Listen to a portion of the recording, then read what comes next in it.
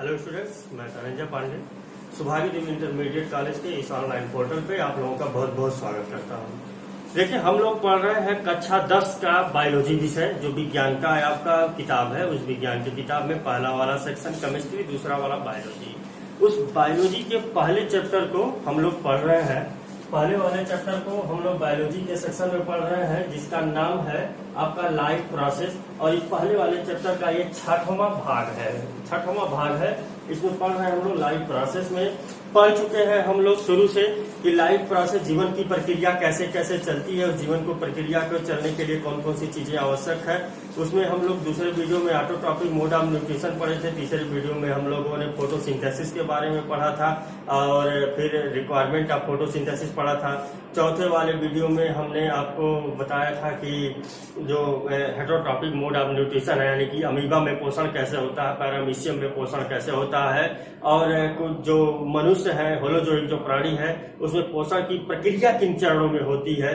फिर पांचवें वाले वीडियो में हमने आपको बताया था कि जो मनुष्य में ये जो भोजन के जो होलोजोइक न्यूट्रिशन है, वह जिन जिन चरणों में संपन्न होता हुआ है, वह किन किन अंगों में संपन्न होता है, उसका एक प्रतिदर्श फिगर हम आप लोगों को बनाए थे, यानी कि एक चित्र बनाए थे। चित्र के माध्यम से मुख से लेकर के गुदा द्वार तक का संपूर्ण विश्लेषण हम आपको उस फिगर में दिखा दिए थे। अब उस फिगर के बाद भी हम लोग आप लोगों को शुरू कर दिए थे कि मुख से लेकर के गुदा तक पाचन की प्रक्रिया जो चरणों में संपन्न होती है, किन किन चरणों में कैसे होती है, कौन कौन से अंग सहायक हैं। तो उसमें हम लोगों ने सबसे पहला अंग जो है शुरू किया था माउथ। सबसे पहला अंग शुरू किया था हमने माउथ। और इस माउथ में, यानी कि मुख वाले पार्ट में, हम लोगों ने देख लिया था कि जो बच्चा है, जो बच्चा नहीं, यानी कि जो मनुष्य है, तो उसका जो मुख है, तो मुख जो खुलता है तो मुख में सबसे पहले आता है आपका दांत। तो दांत जो है वह दांत जो है कि मनुष्य में किस किस प्रकार का पाया जाता है। तो सबसे पहले दंत सूत्र हम लोगों ने देखा था। तो दंत सूत्र, जो मनुष्य का जो दंत सूत्र था, वो क्या था आपका। फिर उसके बाद इसके विषय में विस्तृत चर्चा कर ली थी हमने कि कितने दांत पाए जाते हैं मनुष्य में, और एक जो बच्चा है, जो चाइल्ड है, उसमें कितने दांत पाए जाते हैं, उसका दंत सूत्र क्या होता है, इसके विषय में भी हम लोगों ने चर्चा कर लिया था।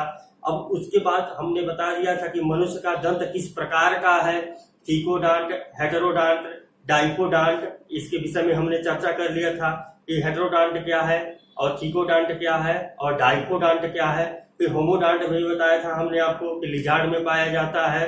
उसके बाद हम लोगों ने चर्चा की थी पिछले वीडियो में कि जो मुख है, मुख में जो भाग है, आगे वाला जो भाग तालू जिसे कहते हैं, तालू आगे हार्ड होता है, पीछे शाफ्ट होता है। शाफ्ट वाला जो भाग है वह यूला के नामक संरचना के द्वारा ऐसे लटका हुआ रहता है। ठीक है, तो ये चीज हम लोग इतना पढ़ चुके थे। अब हम लोगों को पढ़ना था, आपको पिछले वीडियो में ही बताए थे कि पाचन कैसे शुरू होता है मुख से। तो इससे वो हम लोगों को शुरू करना है। तो देखिए, मुख में भोजन गया, भोजन दांत पे गया, दांत ने क्या किया, दांत ने भोजन को क्या किया, चबाया। दांत ने भोजन को क्या किया, चबाया, यानी कि भोजन को छोटे छोटे टुकड़ों में क्या किया, तोड़ा, छोटे छोटे टुकड़ों में तोड़ा और उसका क्या बना लिया, गोला बना लिया। तो उसके बाद दांत के बाद मुख में, यानी कि पहले तो दांत था, दांत ने क्या किया, भोजन को चबाया, चबाने में मदद किया। उसके बाद दांत ने क्या किया, दांत ने क्या किया, चबाने में मदद किया, भोजन को चबाने में मदद किया। कैसे चबाने में मदद किया, ये भी आपको बता दिए हैं। चबाने में मदद किया, और ना कि सिर्फ चबाने में मदद किया, बल्कि चबाने के साथ साथ जो मनुष्य है, तो मनुष्य में दांत जो पाया जाता है वह हेटेरोडॉन्ट है, यानी कि इंसाइजर, कैनाइन, प्रीमोलर, मोलर, 4 प्रकार के दांत पाए जाते हैं। तो वह दांत वह भोजन को काटने वाला है, तो काटा भी उसको, चीरा फाड़ा भी और चबाया भी। तो सिर्फ चबाया नहीं, दांत भोजन को काटा, चीरा फाड़ा, चबाया, उसको चबा छोटे छोटे टुकड़ों में तोड़ दिया। दांत के बाद जो आपका अंग है वह कौन सा है, मुंह में जिह्वा पाया जाता है। जिह्वा जो है, जिह्वा क्या काम करता है, भोजन को लार जो निकलता है, लार ग्रंथियां पाई जाती हैं मुख में। अब लार ग्रंथियों बहुत डिटेल में है, ठीक है, मैक्सिलरी, सब मैक्सिलरी ग्लैंड्स। तो उन ग्लैंड्स के विषय में हम लोग अगले क्लास में अध्ययन करेंगे डिटेल में, आपको उतने डीप में जाने की जरूरत नहीं है। तो जीवा क्या करता है, यह लार को भोजन के साथ मिक्स करता है, जिससे भोजन क्या बन जाए, नम बन जाए और एक गोला बन जाए और निगलने में यानी कि अंदर लेने में हमको आसानी हो। तो ये क्या करता है, भोजन को लार के साथ मिलाता है। जीवा क्या करता है, जीवा भोजन को लार के साथ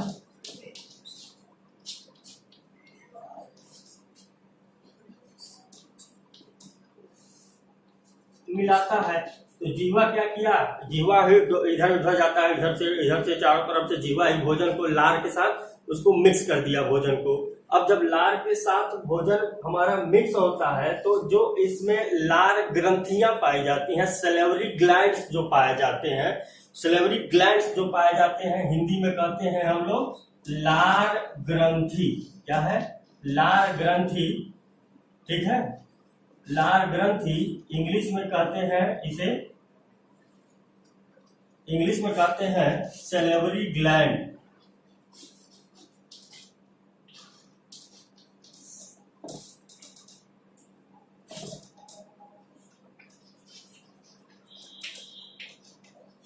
सलेवरी ग्लैंड। तो ये जो लार ग्रंथि है, इसके विषय में हम लोग डिटेल में अध्ययन करेंगे क्लास 11th में जब जाएंगे। तो कितने प्रकार की लार ग्रंथि पाई जाती है, कहाँ कहाँ पाई जाती है, जीवा के नीचे कौन सी पाई जाती है, जीवा के पीछे कौन सी पाई जाती है, ऊपर कौन सी पाई जाती है, इसके विषय में हम लोग डिटेल में अध्ययन करेंगे। सिर्फ इतना जानिए आप कि लार ग्रंथि जो है यहाँ से निकलता क्या है, आपका सलेवरी एमाइलेज। क्या निकलता है, सलेवरी एमाइलेज। सलेवरी एमाइलेज नामक एंजाइम निकलता है। सलेवरी एमाइलेज नामक एंजाइम निकलता है और एंजाइम का काम होता है कि कॉम्प्लेक्स फूड मटेरियल जो होते हैं, जो बड़े बड़े भोजन के कण होते हैं, उनको छोटे छोटे कणों में या सरल रूप में परिवर्तित करना एंजाइम का काम होता है। तो सलेवरी एमाइलेज भी एक प्रकार का एंजाइम है। यह भी भोजन के बड़े कणों को छोटे में रूप में परिवर्तित करने का काम करेगा। लेकिन जो कॉम्प्लेक्स फूड मटेरियल, भोजन की कॉम्प्लेक्सिटी जो आती है, उसमें कई कारणों से आती है। हो सकता है कि भोजन कार्बोहाइड्रेट्स के कारण कॉम्प्लेक्स हुआ, हो सकता है कि वसा के कारण, फैट के कारण, लिपिड के कारण कॉम्प्लेक्स बना है, हो सकता है कि प्रोटीन उसका कॉम्प्लेक्सिटी का रीजन हो। तो इसमें कई रीजन हो सकता है। तो ये जो सलेवरी एमाइलेज होता है, तो अलग अलग एंजाइम अलग अलग कॉम्प्लेक्स चीजों को छोटे छोटे कणों में तोड़ने में मदद करते हैं। तो ये जो सलेवरी एमाइलेज आपका जो होता है, यह स्टार्च को माल्टोज में परिवर्तित कर देता है। करता क्या है, इसका काम क्या है, यह स्टार्च को परिवर्तित कर देता है किसमें, माल्टोज में। कौन,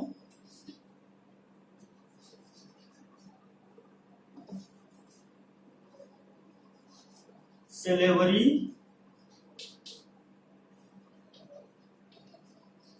एमाइलेज। ये सलेवरी एमाइलेज एंजाइम का काम करता है, स्टार्च। अब स्टार्च क्या है, आपको हमने बताया था कि ऑटोट्रॉपिक मोड ऑफ न्यूट्रिशन। तो ऑटोट्रॉपिक मोड ऑफ न्यूट्रिशन में बताया था कि यह इस प्रकार का पोषण जिसमें कोई जीव अपना भोजन खुद बनाता है। तो खुद कैसे बनाता है, हरे पौधे बनाते हैं। हरे पौधे किस प्रक्रिया के द्वारा बनाते हैं, फोटोसिंथेसिस की प्रक्रिया के द्वारा बनाते हैं। जो फोटोसिंथेसिस प्रक्रिया के द्वारा भोजन बनता है, वह भोजन बनता तो है ग्लूकोज के रूप में, ऑक्सीजन निकलता है और ग्लूकोज के रूप में भोजन बनता है। वहीं पर हमने आपको बताया था कि वह ग्लूकोज जो होता है, ग्लूकोज पौधे के जरूरत के अनुसार तो यूटिलाइज कर लिया जाता है, परंतु जो ग्लूकोज बच जाता है वह पौधे के अन्य भागों में क्या होता है, स्टोर हो जाता है। जड़ में, तना में, पत्तियों में, फलों में, फूलों में, स्टोर हो जाता है, संग्रहित हो जाता है। ठीक उसी प्रकार से जिस प्रकार से हम लोग भाई घर में भोजन बनाते हैं, तो घर में जब भोजन बनाते हैं तो नाप और तौल करके नहीं बनाते हैं कि 10 लोग हैं तो 10 लोगों में कंफर्म नहीं है कि ये इतना खा ही लेंगे और संपूर्ण भोजन खत्म हो जाएगा। कुछ ना कुछ ज्यादा और कम हो जाता है, जिसको स्टोर करके रख देते हैं हम लोग खाने के बाद, सबके बाद में खाने के काम में आ जाता है। तो उसी प्रकार से पौधा जो है सनलाइट को कंट्रोल तो कर नहीं लेगा कि रहने दो भाई सूर्य रोशनी मत दो, हमको जरूरत भर का भोजन हम बना लिए हैं। तो सन को कंट्रोल कर नहीं सकता है, पानी को भी कंट्रोल नहीं कर सकता, नहीं पानी अब हम नहीं लेंगे तुमको जाने दो। तो इस प्रकार की प्रक्रिया अगर नहीं होगी तो जाहिर सी बात है क्या है कि जब तक सनलाइट मिलेगा, नीचे से पानी जाएगा, कार्बन डाइऑक्साइड एटमॉस्फेयर से लेगा, तब तक भोजन का निर्माण करेगा। तो जितना आवश्यक होता है उतना यूटिलाइज कर लेता, और जो भोजन बच जाता है वह जगह जगह स्टोर हो जाता है। तो उसी पौधे के पार्ट को ना हम लोग खाते हैं, चाहे हम फल के रूप में खाएं, भोजन को फल के रूप में खाएं, चाहे हम क्या है कि पत्ती को खाएं, साग सब्जी के रूप में पत्ती को खाएं, या फिर जड़ के रूप में खाएं, चाहे हम तना के रूप में खाएं। छोटे क्लासरूम में पढ़ा होगा आपने, कुछ को तने के रूप में खाते हैं, कुछ का जड़ खाते हैं, कुछ का पत्ती खाते हैं, और कुछ का फल खाते हैं, और कुछ का फूल भी खाते हैं। तो सब में जो स्टोर फूड है वो क्या है, स्टार्च है। यह स्टार्च डायरेक्टली हमारे शरीर में जाकर के पचेगा नहीं। तो होता क्या है, मुख में ही इस स्टार्च का पाचन हो जाता है, इसके द्वारा सेलवरी एमाइलेज के द्वारा, और बदल जाता है किसमें, माल्टोज में बदल जाता है। माल्टोज क्या है, यह भी शर्करा है, यह भी शर्करा है।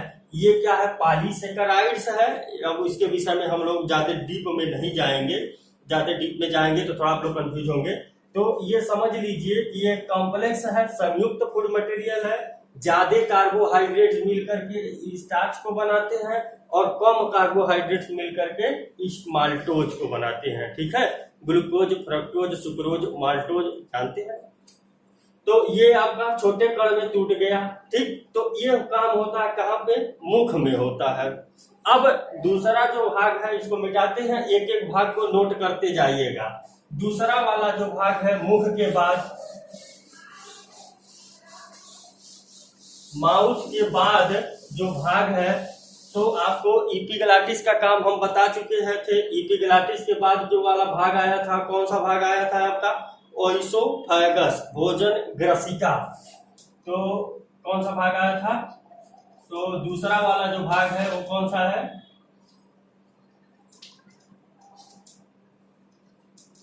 भोजन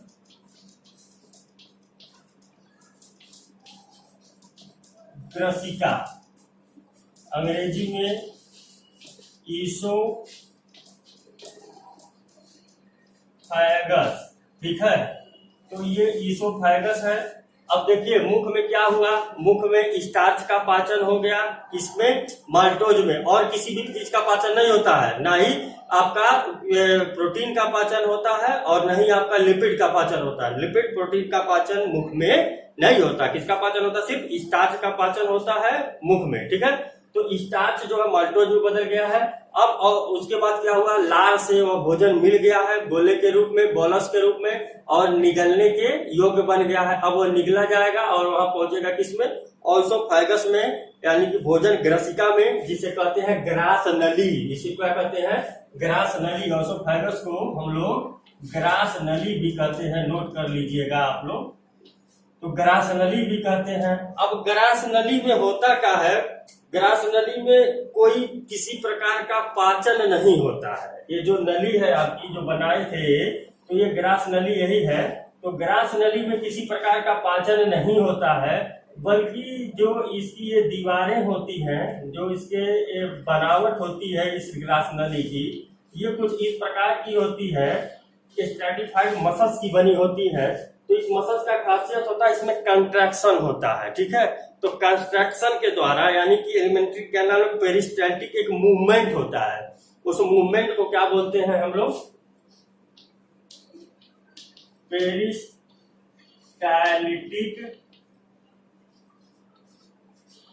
मूवमेंट।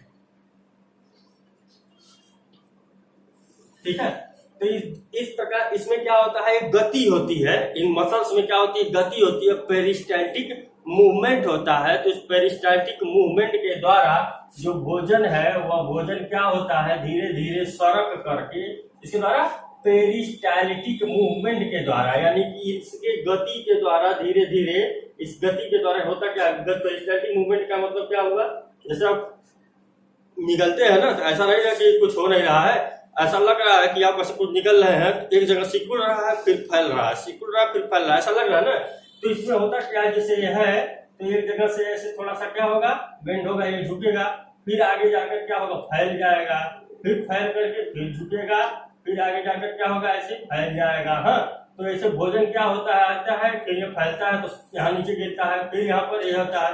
तो ये जो मूवमेंट होता है, ये पूरे मूवमेंट को क्या कहते हैं, पेरिस्टाल्टिक मूवमेंट। यानी कि नली थी तो नली क्या हुई कि जब हमने पीछे सांस खींचा तो ये क्या होता है, सिकुड़ेगी, तो भोजन क्या होगा, ऊपर से नीचे आ जाएगा, और जैसे ही खोलेंगे फिर नीचे, ऐसे धीरे धीरे धीरे धीरे भोजन क्या होता है, सड़क से नीचे आता है। इस मूवमेंट को कहते हैं, इस गति को कहते हैं पेरिस्टाल्टिक मूवमेंट। और इसी गति के द्वारा भोजन ऊपर से नीचे आता है, और नीचे किस जगह आ जाता है, फिर यहाँ पर पेरिस्टाल्टिक मूवमेंट के द्वारा कहाँ आ जाता है, आपके स्टमक में आकर के गिर जाता है।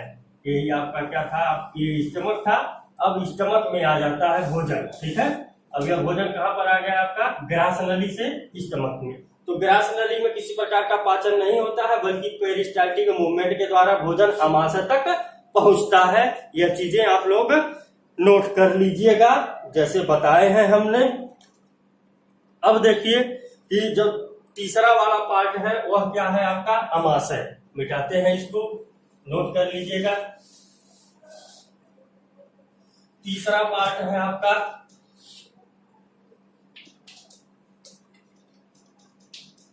आमाशय। आमाशय को अंग्रेजी में कहते हैं स्टोमक। ठीक है, ये आमाशय है, ये वाला पार्ट, ये आपका आमाशय है, स्टमक है। इसमें क्या क्या होता है, तो देखिए अगर हम लोग डीप में जाते हैं तो बहुत ज्यादा, जब डीप में जाएंगे तो देखेंगे कि इसमें क्या है कि ग्लैंड्स पाए जाते हैं, चीफ ग्लैंड पाया जाता है, गैस्ट्रिक चीफ ग्लैंड यानी कि गैस्ट्रिक ग्लैंड पाया जाता है, पेप्टिक ग्लैंड पाया जाता है, जाइमोजेनिक सेल पाए जाते हैं, और उनसे अलग अलग प्रकार के एंजाइम्स निकलते हैं, तो आर्जेंटिक सेल पाया जाता है। तो हमको वो चीज नहीं पानी, उतनी डीप में नहीं जाना है हमको, बल्कि करना क्या है, आपके लेवल पे पढ़ना है, आपके बुद्धि लब्धि के अनुसार पढ़ना है। ठीक है, हमको 11 में जब जाएंगे तो इसको पूरा डिटेल में पढ़ेंगे। ठीक, बस आप ये जानिए कि किस अंग में किसका पाचन होता है। ठीक, ग्लैंड्स के विषय में हम लोग 11th में पढ़ेंगे डिटेल में। तो किसमें होता क्या है, आपके जो आमाशय है उस आमाशय के इन दीवारों के द्वारा 3 चीजों का स्राव होता है। मुख्य रूप से आमाशय के द्वारा स्राव होता है 3 चीजों का। किन 3 चीजों का स्राव होता है आमाशय के द्वारा, तो आमाशय के द्वारा स्राव होने वाली जो चीजें हैं होता किसका है, पेप्सिन। इसका होता है पेप्सिन का, हिंदी में लिखिए चाहे अंग्रेजी में, पेप्सिन पेप्सिन रहेगा, इसका नाम हिंदी है। ठीक है, पेप्सिन का स्राव होता है, HCl का स्राव होता है, हाइड्रोक्लोरिक अम्ल का, और म्यूकस का स्राव होता है। इन 3 चीजों का स्राव होता है स्टमक के द्वारा मनुष्य के। ठीक, पेप्सिन, HCl और क्या है आपका म्यूकस। ठीक है, तो पेप्सिन क्या करेगा, पेप्सिन ये प्रोटीन का पाचन करता है। ये क्या करता है, प्रोटीन का पाचन करता है।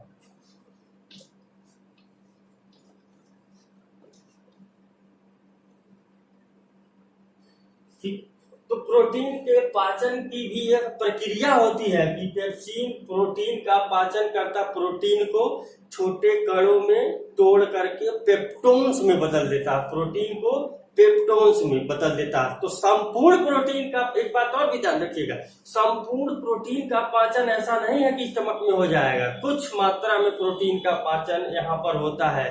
ज्यादातर प्रोटीन का पाचन और फैट का पाचन कहाँ होता है, स्मॉल इंटेस्टाइन में जाकर। तो कुछ प्रोटीन का पाचन यहाँ पर होता है, प्रोटीन को बदल देता है किसमें, पेप्टोन्स में बदलता है। किसमें बदलता है, पेप्टोन्स में बदल देता है। तो प्रोटीन का पाचन होता है किसके द्वारा, पेप्सिन के द्वारा।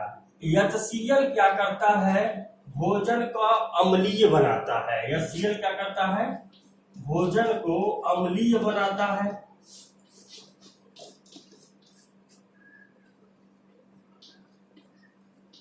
यह भोजन को अम्लीय बनाता है। देखिए, जैसे क्या है कि हमने कोई चीज खाया है, भोजन को अम्लीय माध्यम तैयार करता है, या फिर जो भी भोजन को अम्लीय बनाता है ये भी लिख सकते हैं। तो ऐसे लिख लीजिए, अम्लीय माध्यम तैयार करता है, ये सही रहेगा वर्ड।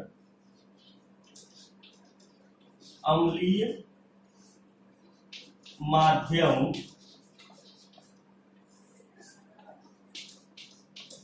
तैयार करता है। देखिए कि HCl क्या है? HCl यानी कि यह अम्ल है और ये प्रबल अम्ल है। इसका काम होता है क्या कि आपका क्षरण करना, ठीक है, क्षय करना। समझा रहे हैं? एक मिनट रुक जाइए। म्यूकस जो है, म्यूकस क्या है कि एक तरल लसलसा चिपचिपा श्यान पदार्थ है। जैसे कि यूं समझ लीजिए कि तेल होता है ना, कि तेल हाथ में अगर लगा दिया जाए तो कोई चीज आप हाथ पर रखेंगे तो फिसल करके गिर जाएगा, ठीक है।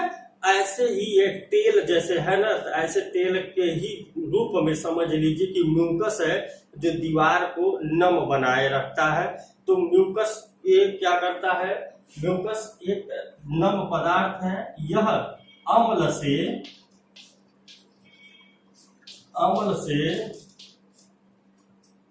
अमाशय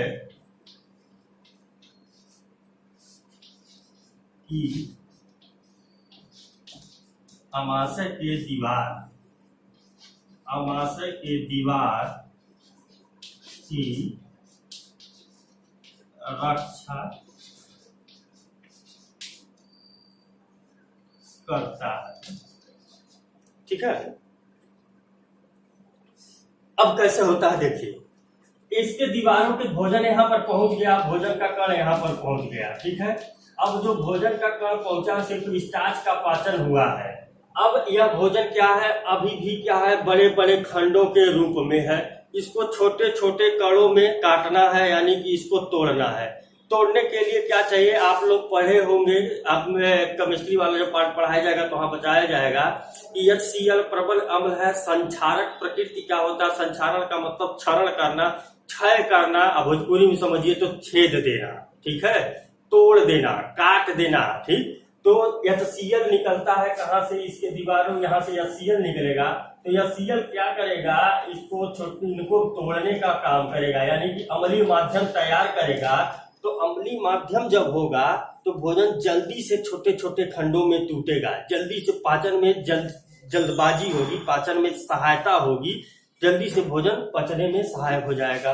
अब चूंकि HCl इस अमाशय में है तो HCl संक्षारक है। अगर हाथ पे गिर जाए तो हाथ को जला देगा, तो अमाशय बचा कैसे है? तो इस अमाशय की दीवारों के द्वारा ही स्रावित होता है आपका क्या? म्यूकस। ये जो म्यूकस है ये अमाशय के दीवारों के द्वारा यहाँ से स्रावित होता है, जो क्या करता है? इस दीवार को नम बनाए रखता है, इसको नम बनाए रखता है। तो वही जैसे बताए हैं ना कि तेल लगा लीजिए तो हाथ से ऊपर कुछ रखिए छलक जाता है, तो वैसे ये म्यूकस HCl के प्रभाव को निरस्त कर देता है। इसके प्रभाव को निरस्त करके इसकी दीवार की रक्षा करता है, इसको क्षरण नहीं होने देता, नुकसान नहीं होने देता है इस दीवार की, ठीक है। अब इसमें है पेप्सिन, और ये पेप्सिन क्या करेगा आपका? इसको प्रोटीन का पाचन कर देगा पेप्टोन्स में, ठीक है। 100% नहीं, कुछ मात्रा में प्रोटीन का पाचन यहाँ पर हो जाएगा, ठीक। अब ये चीजें हैं, आपका पेप्सिन प्रोटीन का पाचन कर देगा, HCl अम्लीय माध्यम तैयार करेगा। कौन सा काम करेगा समझ गए? म्यूकस अम्ल से कैसे अमाशय की दीवार की रक्षा करेगा, कैसे करेगा ये भी समझ गए। नेक्स्ट पार्ट है अब हम लोग देखते हैं अमाशय। अमाशय में जो भोजन बना है, अब यह छोटे प्रोटीन पच गया प्रोटीन्स के रूप में, और HCl से माध्यम अम्लीय हो गया, और अम्लीय होने के बाद वो क्या हो गया? आपका गाढ़ा जो रूप लिया वह गाढ़ा रूप कहलाता क्या है? आपका काइम कहलाता है। क्या कहलाता है? काइम। अब यह काइम कहाँ पहुंचेगा? आपके स्मॉल इंटेस्टाइन में पहुंचेगा। चलिए अब नेक्स्ट पार्ट है इसका, नेक्स्ट देखते हैं कौन सा अंग है। तो अब भोजन आमाशय में आ गया। अब आमाशय से भोजन जाएगा किसमें? इंटेस्टाइन में जाएगा। किसमें जाएगा? इंटेस्टाइन। इंटेस्टाइन में यानी कि आंत में। तो आंत यह कौन सा आंत है? बड़ी आंत। इस आंत में जाएगा, यानी कि एक छोटी आंत और बड़ी आंत दो होते हैं। तो सबसे पहले एक इसमें गिरेगा। जब स्ट्रक्चर हम आपको बनाए थे तो दिखाए थे, ग्रास नली है और ये रहा है आपका क्या? अमाशय है। और अमाशय से ये वाला जो भाग बताए थे हम, ये ड्यूडेनम। तो ये ड्यूडेनम किसका भाग है? आपका स्मॉल इंटेस्टाइन का भाग है ना, ड्यूडेनम, इलियम, जेनेरम। तो यहां से जब जा रहा है ड्यूडेनम में, तो मतलब पहले स्मॉल इंटेस्टाइन में जा रहा है। ठीक है, तो स्मॉल इंटेस्टाइन में जा रहा है। तो स्मॉल इंटेस्टाइन को हम लोग कहते हैं कि क्षुद्रांत्र। इसको इंटेस्टाइन यानी कि जो स्मॉल इंटेस्टाइन है, लिख लीजिए स्मॉल इंटेस्टाइन, छोटी आंत है। इसको छोटी आंत में जाएगा। इसमें जाएगा छोटी आंत, या फिर इसी को कहीं कहीं बोल दिया जाता है, दे देगा तो कंफ्यूज मत होइएगा, क्षुद्रांत।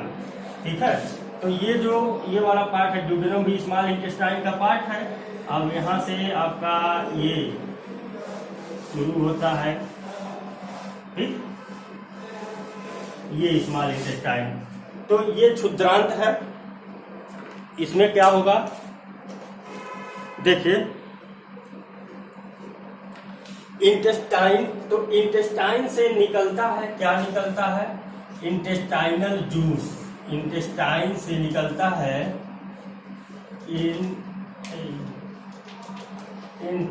Intestinal juice.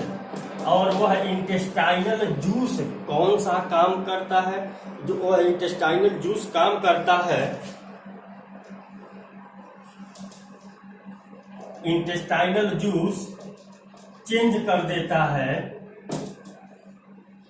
बदल देता है कार्बोहाइड्रेट्स को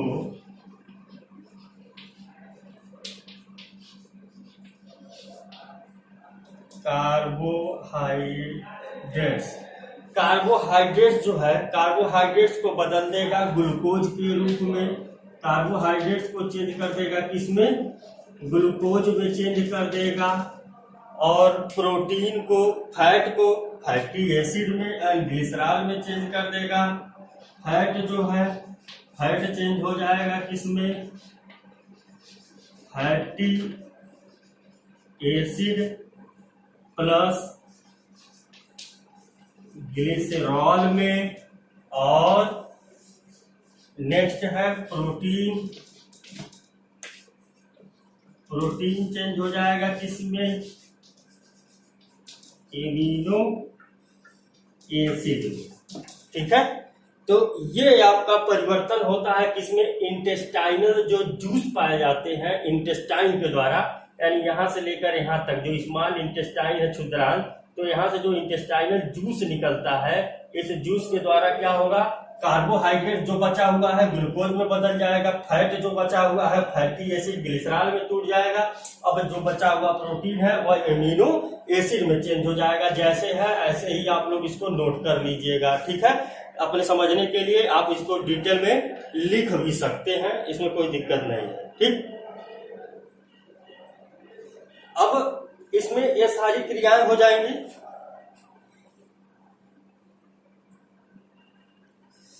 फिर यहीं पर हम आप लोगों को दिखाए थे क्या कि ये जो ड्यूडेनम है, ड्यूडेनम में क्या है? ड्यूडेनम वाला जो भाग है, ये छोटी आंत का यही ड्यूडेनम, एलियम, जेजनम, ये तीनों वाला भाग है ना। तो हमने कॉमनली बता दिया कि तीनों में ये क्रियाएं होती हैं। सबसे ज्यादा पाचन किसमें होता है? ड्यूडेनम वाले भाग में होता है। हम आपको यहीं से बताए थे कि यहाँ से निकलता है क्या? पैंक्रियाज निकलता है। इस पैंक्रियाज, अब नेक्स्ट हम लोग देखिए, नेक्स्ट पार्ट है हमारा पैंक्रियाज।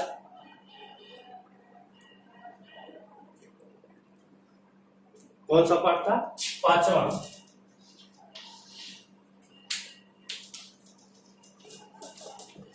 पैंक्रियाज, इसको हिंदी में कहते हैं अग्नाशय। ठीक है, अग्न्याशय या फिर अग्नाशय दोनों लिखते हैं, अग्नाशय है। तो ये जो पैंक्रियाज है, पैंक्रियाज से निकलता क्या है हमारा? Pancreatic juice. क्या निकलता है? यहाँ पर आगे लिख रहे हैं पैंक्रियाज अमाशय, अमाशय से निकलता है अमाशयी रस, अग्नाशयी रस हिंदी में कहते हैं, यहाँ लिख देते हैं पैंक्रियाटिक जूस, या इसे हिंदी में कहते हैं अग्नाशयी रस। अग्नाशयी रस निकलता है। अब ये अग्नाशयी रस कौन सा काम करता है आपका? अग्नाशयी रस, इस अग्नाशयी रस में 3 प्रकार के एंजाइम्स पाए जाते हैं। इस अग्नाशयी रस में 3 प्रकार के एंजाइम पाए जाते हैं। कौन कौन से एंजाइम है? तीनों। पहला जो एंजाइम होता है वह होता है ट्रिप्सिन। कौन सा होता है? ट्रिप्सिन। हिंदी में अंग्रेजी में दोनों एक ही नाम है, जैसे आप चाहिएगा लिख लीजिएगा, हिंदी में तो हिंदी में, अंग्रेजी में तो अंग्रेजी में। पहला जो एंजाइम होता है ट्रिप्सिन होता है।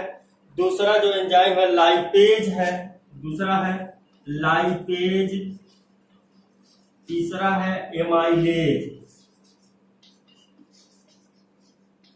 ठीक है, तो जो पैंक्रियाटिक जूस है, उस पैंक्रियाटिक जूस में 3 प्रकार के एंजाइम है, ट्रिप्सिन, लाइपेज, एमाइलेज, इसमें पाए जाते हैं। पैंक्रियाटिक जूस कहां से निकल रहा है? पैंक्रियाज से।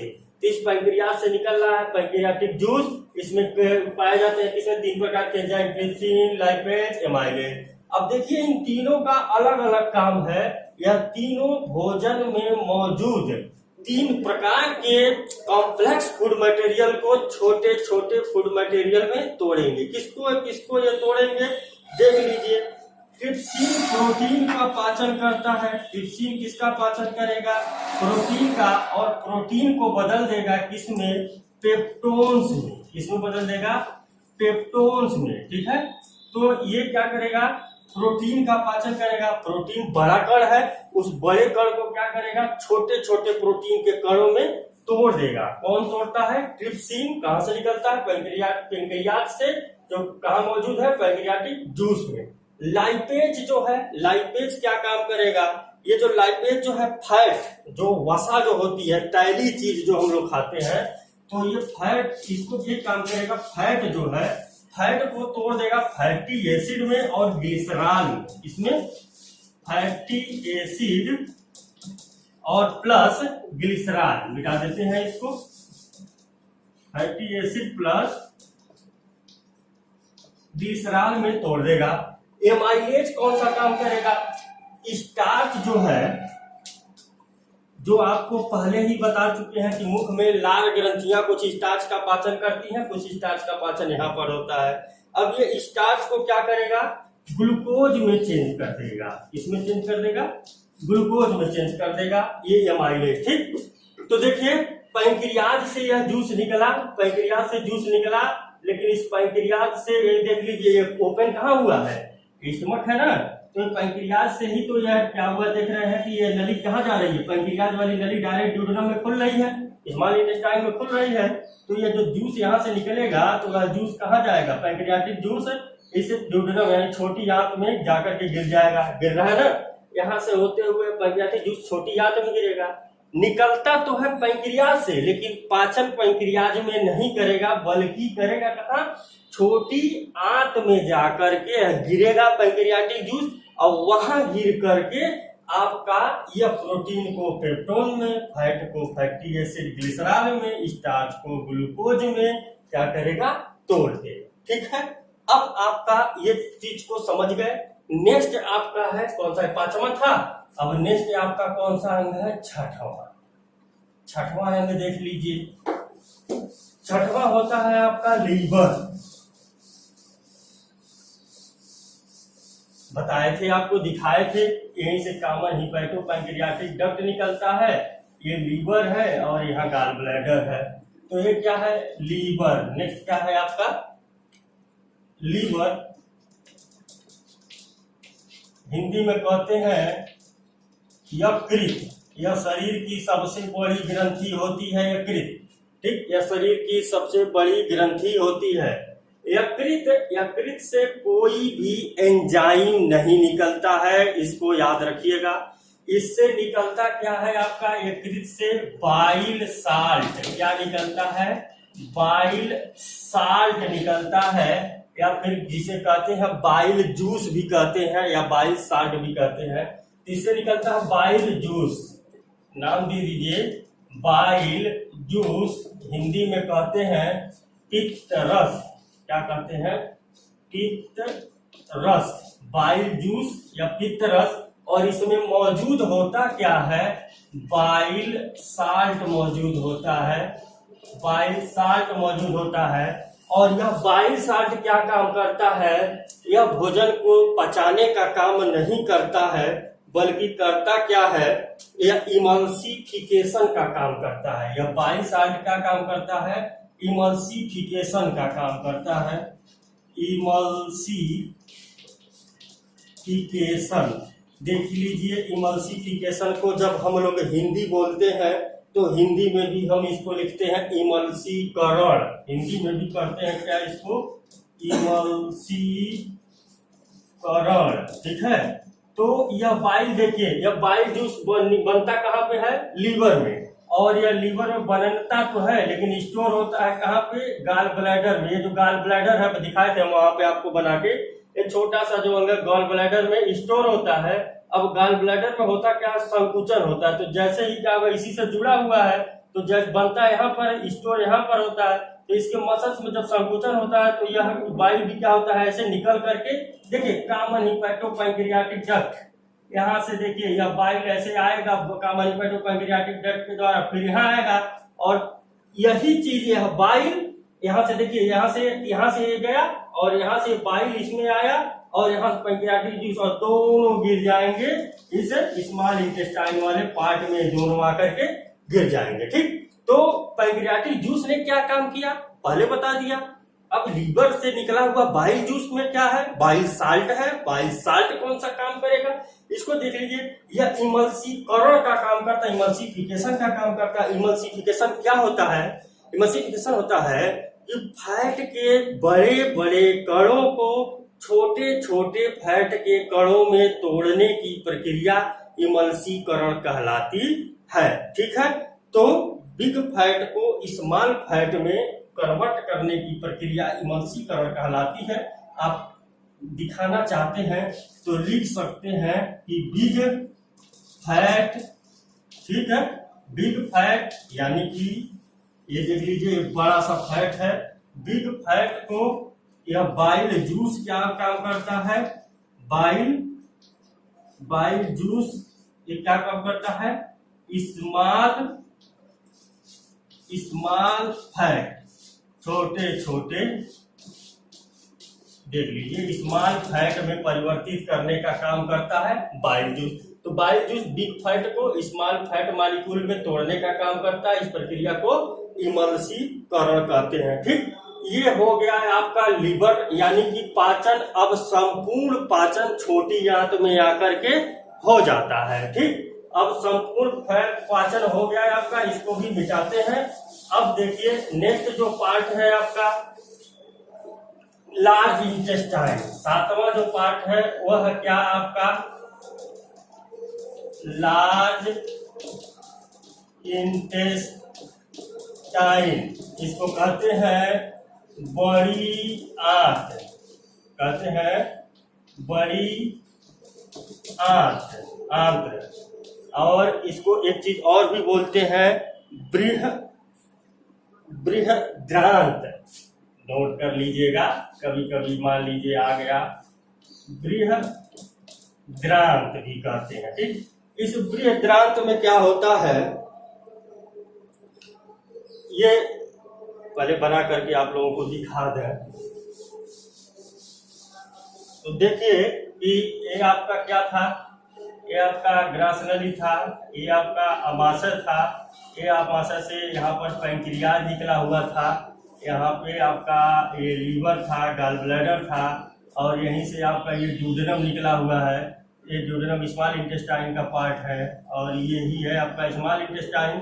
ठीक, तो ये जो स्मॉल इंटेस्टाइन था, अब स्मॉल इंटेस्टाइन से यहीं पर आपका बन रहा था क्या,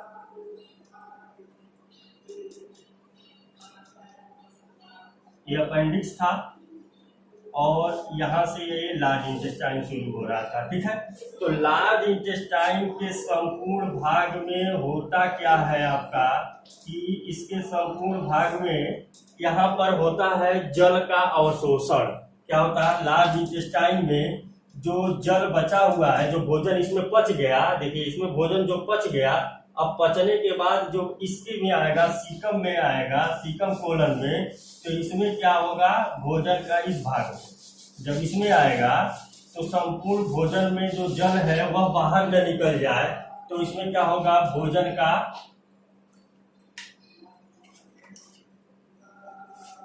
जल का अवशोषण, जल का अवशोषण होगा इसमें। ठीक है, इसमें caecum colon, ascending colon, transverse colon, descending colon, sigmoid colon, और जल का अवशोषण होने के बाद जो वेस्ट मटेरियल है अब ये पहुंच गया किसमें, मलाशय में, यानी रेक्टम में, और रेक्टम से कहाँ पहुंचाएगा, शरीर से बाहर त्याग दिया जाएगा, भोजन पच गया। वर्मीफॉर्म अपेंडिक्स है, इसमें क्या होता है, बैक्टीरियल इन्फेक्शन के द्वारा अपेंडिक्स होता है, पानी भर जाता है जिसे काट के निकालना पड़ता है। इसका काम क्या होता है, विटामिन B12 का सिंथेसिस करता है। एक चीज छूट गया है, आप लोगों को बता देते हैं कि यह लार्ज इंटेस्टाइन से पहले जो स्मॉल इंटेस्टाइन है, ये जो स्मॉल इंटेस्टाइन है, ये स्मॉल इंटेस्टाइन देख रहे हैं आप लोग कि ऐसे घुमावदार है, तो इसमें स्मॉल इंटेस्टाइन में पाया जाता है क्या, विलाई। क्या पाया जाता है, विलाई। ठीक है, विलाई पाया जाता है, इसका नाम क्या है, विलाई। तो ये विलाई का विलाई होते कैसे हैं, ये विलाई जो है ये फिंगर लाइक प्रोजेक्शन, ऐसे देख लीजिए, ऐसे होते हैं, मुड़े हुए संरचना होती है। देख लीजिए कि ये स्मॉल इंटेस्टाइन कैसा हुआ है आपका, ये मुड़ा हुआ है ना ऐसे, तो ये जो मुड़ा हुआ है, इस मुड़े हुए संरचना को, स्मॉल इंटेस्टाइन के इस मुड़ी हुई संरचना को क्या कहते हैं, विलाई कहते हैं, विलाई कहते हैं। तो विलाई को हिंदी में कहते हैं रसांकुर।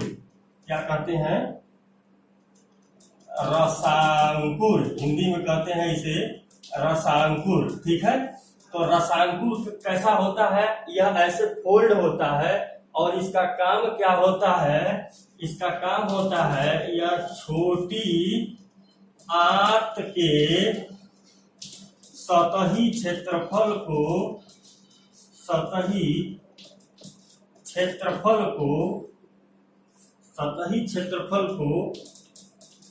बढ़ा देता है। ठीक है, तो यह काम क्या करता है, जो छोटी आंत है, अब देखिए ये जो बड़ी आंत है सीधे चला गया है, लेकिन छोटी आंत क्या है, ऐसे मुड़ा हुआ है, तो जो मुड़ा हुआ मुड़ी हुई संरचना को ही क्या कहते हैं, विलाई कहते हैं। जब मीट उट करता है तो आप लोग देखे होंगे कि उसमें जो जहाँ से उसका सब जो क्या होता है, वेस्ट मटेरियल होता है, उसको सब निकालते जब है, तो उसमें देखे होंगे कि आप ऐसे उसमें से ऐसे निकालते जाते हैं और नीचे गिराते जाते हैं, और लंबा सा होता है, तो वही होता है आपका स्मॉल इंटेस्टाइन का पार्ट। और उसमें जो है क्या है कि दिखते हैं बहुत लंबा सा होता है, तो कुछ ऐसे मुड़ा हुआ रहता है, ऐसे मुड़ा रहता है, तो वो जो मुड़ा संरचना होता है उसी को कहते हैं विलाई। अब होता क्यों है, जैसे सतह का क्षेत्रफल बढ़े, क्यों बढ़े, जब क्षेत्रफल जितना ज्यादा होगा भोजन से उतना ही ज्यादा क्या होगा, न्यूट्रिएंट का अवशोषण। जैसे स्मॉल इंटेस्टाइन में आकर भोजन अब पच गया, अब पचने के बाद स्मॉल इंटेस्टाइन में जो ये विलाई पाया जा रहा है, सतही क्षेत्रफल को बढ़ा दिया, अब यही सतही से बढ़ा देता है, और इसी के द्वारा ही क्या होता है, जो पोषक तत्व है, उन पोषक तत्व यही विलाई से निकले होते हैं, ब्लड कैपिलरीज, विलाई से निकले होते हैं, विलाई से ब्लड कैपिलरीज, रक्त केशिका, ब्लड कैपिलरीज रक्त केशिका, रक्त केशिका ब्लड कैपिलरीज निकले होते हैं, ब्लड कैपिलरीज निकले होते हैं। ब्लड कैपिलरीज यहीं से क्या होते हैं, ब्लड कैपिलरीज निकले होते हैं, पतली पतली रक्त केशिकाएं निकली होती हैं। और यह रक्त केशिकाओं का काम क्या होता है, पोषक तत्वों को खींचती हैं। पोषक तत्व, जो पोषक तत्व वेस्ट मटेरियल रेक्टम के द्वारा निकलेगा, जो पोषक तत्व है, पोषक तत्व को ब्लड कैपिलरीज खींच लेती हैं और खींच करके क्या करती हैं, ब्लड कैपिलरी में होता है ब्लड, और उस रक्त में सारी न्यूट्रिएंट्स क्या होगा, मिल गया। अब रक्त के द्वारा यह शरीर में क्या होता है, फैलता है। इसे ही कहते हैं अवशोषण। ठीक है, पाचन के बाद अवशोषण। अब रक्त में सारा यह फैल गया, तो यह क्या करता है, बिलाई से ब्लड कैपिलरीज निकली होती है, जो क्या, जिनमें क्या होता है, भोजन से न्यूट्रिएंट इस ब्लड कैपिलरीज के माध्यम से पहुंच जाते हैं, किसमें, रक्त में पहुंच जाते हैं। और रक्त से ये कहाँ पहुंच जाते हैं, शरीर के सारे अंगों में फैल जाते हैं। अब शरीर के सारे अंग में कोशिकाओं से बना है। अब वो कोशिकाएं उस रक्त से न्यूट्रिएंट को अवशोषित करती हैं। इस क्रिया को कहते हैं स्वांगीकरण, और वेस्ट मटेरियल शरीर से बाहर निकल गया, कहते हैं बहिक्षेपण। यानी कि आपका पाचन का यह संपूर्ण प्रक्रिया मनुष्य में होता है यहाँ पर संपन्न। ठीक है, तो यह मनुष्य में पाचन की प्रक्रिया थी। आप आशा करते हैं कि अच्छी तरीके से समझ चुके होंगे। कोई दिक्कत होगी तो व्हाट्सएप ग्रुप में अपने आप लोग पूछ लीजिएगा। ठीक है, थैंक्स फॉर वॉचिंग।